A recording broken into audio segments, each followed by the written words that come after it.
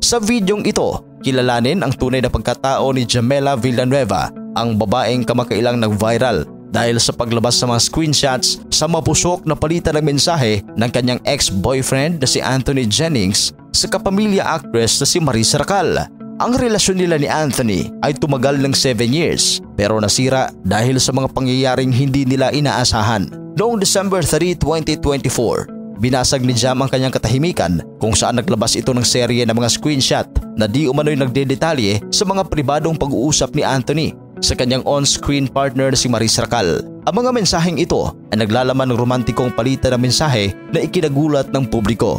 Ngunit sino nga ba si Jam Villanueva sa tunay na buhay? Siya si Jamela Villanueva, ipinanganak noong January 6, 1999 na kasalukuyang 25 years old.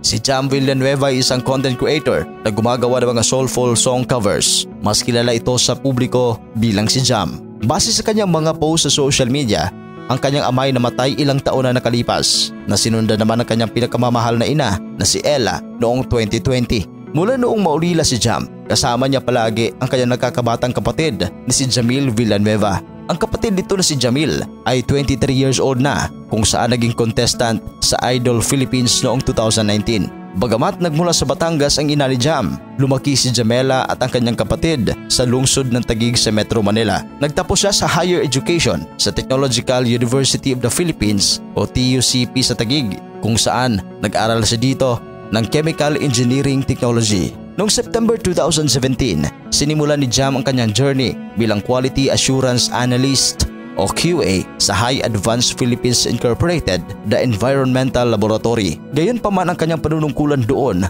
ay maikli lamang na nagtapos noong Abril 2018. Base sa kanyang Instagram post, kinahiligan niya ang ocean and outdoor escapades o pagpupunta sa dagat at mahilig rin siya sa mga aso. Isa sa mga most significant chapters ng personal na buhay ni Jam ay ang kanyang long-term relationship na si Anthony Jennings.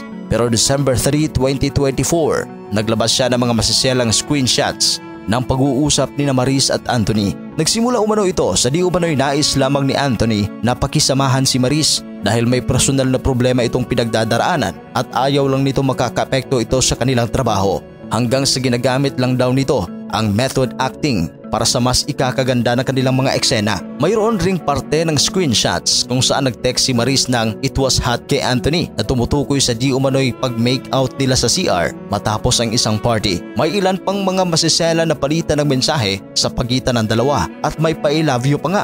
May hinala na si Jam na may hindi magandang nangyari sa dalawa, ngunit pinili niyang intindihin ang dalawa bilang pagpapakita ng suporta at pagrespeto sa industriya na kinabibilangan ng mga ito. Para sa inyong reaksyon, please comment down below. Sa mga hindi pa nakapag-subscribe, huwag kalimutan mag-subscribe sa Showbiz Caster. Maraming salamat po.